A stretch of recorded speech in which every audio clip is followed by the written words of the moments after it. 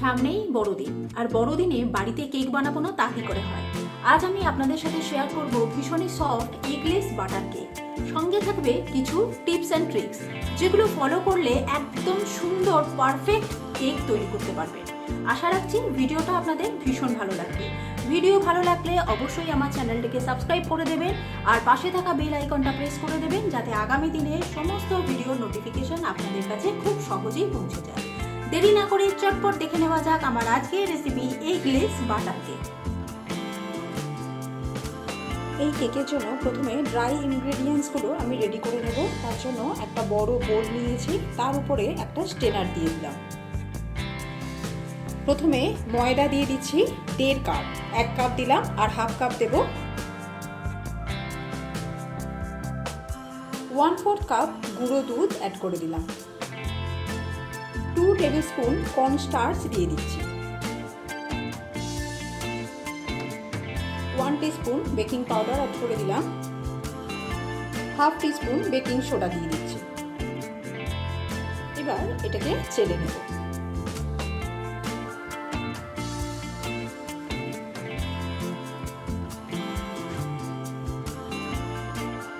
এবারে এই বোলটাকে সাইডে সরিয়ে রেখে আমি আর একটা বোল নিয়ে নিলাম। এই বোলের মধ্যে আমি এখানে 100 গ্রাম বাটার দিয়ে দিচ্ছি। বাটারটা রুম টেম্পারেচারে আছে। এবার এর মধ্যে আমি চিনি অ্যাড করে দেব। এবার এই বাটারের মধ্যে আমি 1 কাপ চিনি দিয়ে দিচ্ছি। এটা পাউডার সুগার আছে।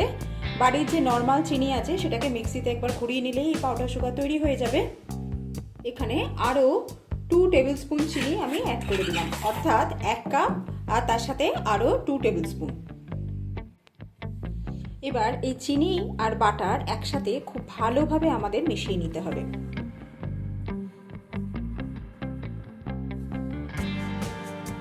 এটা করতে একটু সময় লাগবে, একটু ধৈর্য নিয়ে এই কাজটা আমাদেরকে করে নিতে হবে।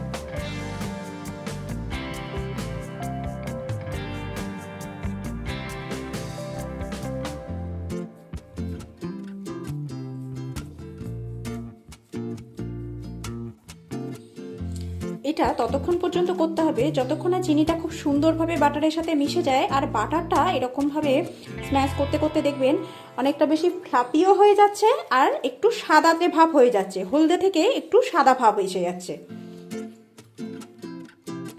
দেখুন বাটার আর চিনি এইভাবে স্ম্যাশ করতে করতে কতটা সুন্দরভাবে ফ্লাপি হয়ে গেছে, আর এদিকে বাটারটাও কিন্তু অনেকটাই হোয়াইটিশ হয়ে গেছে।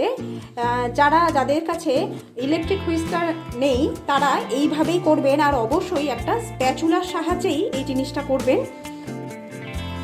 বাটার আর চিনি একদম রেডি হয়ে গেছে। এখানে আমি হাফ কাপ নর্মাল টেম্পারেচারে রাখা টক দই নিয়েছি। টক দইটাকে ভালোভাবে ফেটিয়ে নেওয়া আছে। এই টক দইটাকে এবার আমি এই ব্যাটারের মিশ্রণের মধ্যে দিয়ে দেব।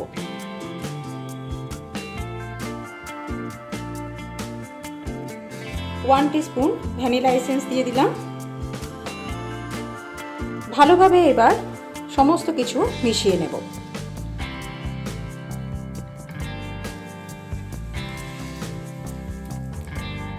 ভালোভাবে সব কিছু মেশানো হয়ে গেলে এটাকে সাইডে সরিয়ে রাখছি। এবার আর একটা আমি এখানে বড় বোল নিয়েছি। এই বোলে প্রথমে আমি ড্রাই ইনগ্রিডিয়েন্টসগুলো নিয়েছিলাম, তো এই বোলটা আমার এখন লাগতো, তাই ওই ইনগ্রিডিয়েন্টসটাকে আমি অন্য একটা বোলে শিফট করে নিয়েছি। এই বড় বোলের মধ্যে কিছুটা ড্রাই ইনগ্রিডিয়েন্টস নিয়ে নিচ্ছি।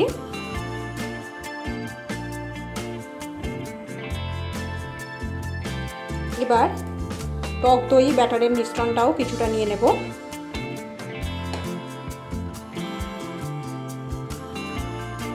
এরকমভাবে অল্প অল্প করে নিয়ে এটাকে মেশাতে থাকবো।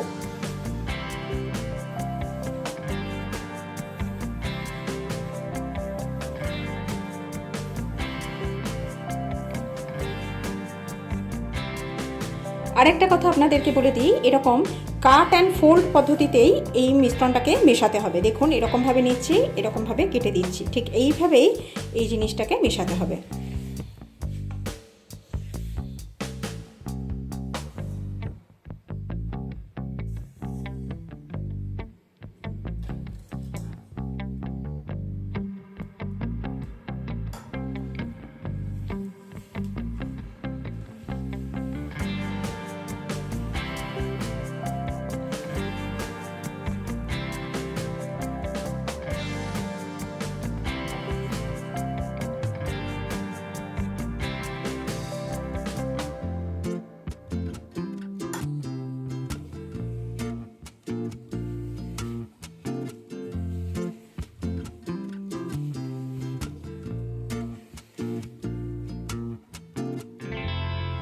সমস্ত মিশ্রণটা ঠিক এইভাবে রেডি হয়ে গেছে।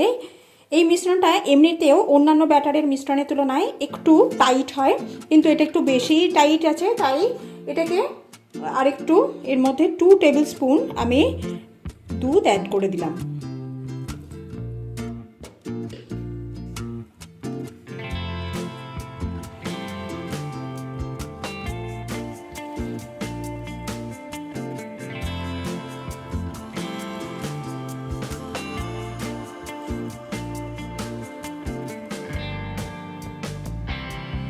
ঠিক এরকম ঘনত্বের একটা ব্যাটার তৈরি করে নিতে হবে।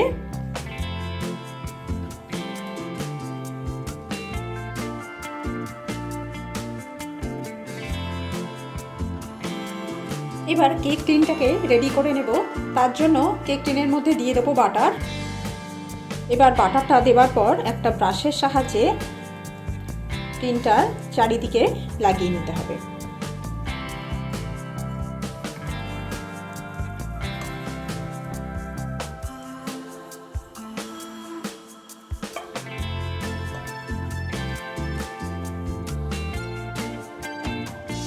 বাটারটা স্প্রেড করা হয়ে গেলে এর মধ্যে সামান্য পরিমাণ ময়দা দিয়ে দিচ্ছি। ময়দাটা এরকমভাবে কেক টিনের চতুর্দিকে ঘুরিয়ে ঘুরিয়ে লাগিয়ে নেব।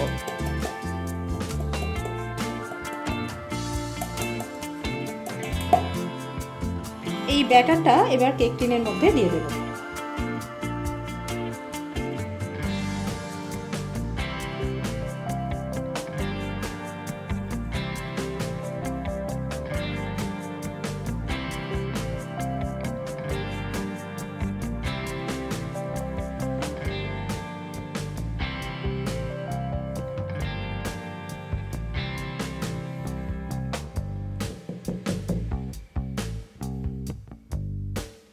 একটু ট্যাপ করে নেব।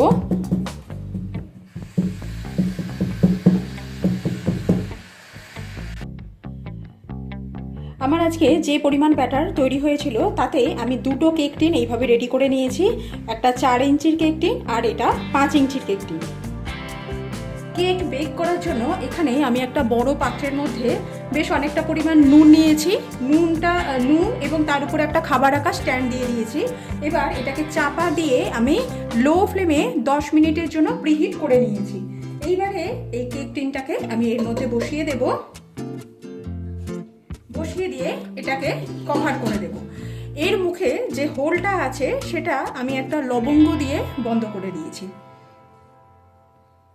এইভাবে একদম লো ফ্লেমে এটাকে প্রায় 40 থেকে 45 মিনিট হতে দেব। টোটাল 50 মিনিট সময় নিয়ে এটাকে বেক করেছি। একটা কাঠি নিয়ে এরকম ভেতরে ঢুকিয়ে দিয়ে দেখছি, দেখুন কাঠির গায়ে কিন্তু একটুও কোনো লিকুইড ভাব লেগে যাচ্ছে না। তার মানে আমাদের আজকের কেক একদম তৈরি। গ্যাসের ফ্লেমটাকে অফ করে দিলাম। এবার এটাকে নর্মাল টেম্পারেচারে আনার পর তারপরেই ডিমোল্ড করব।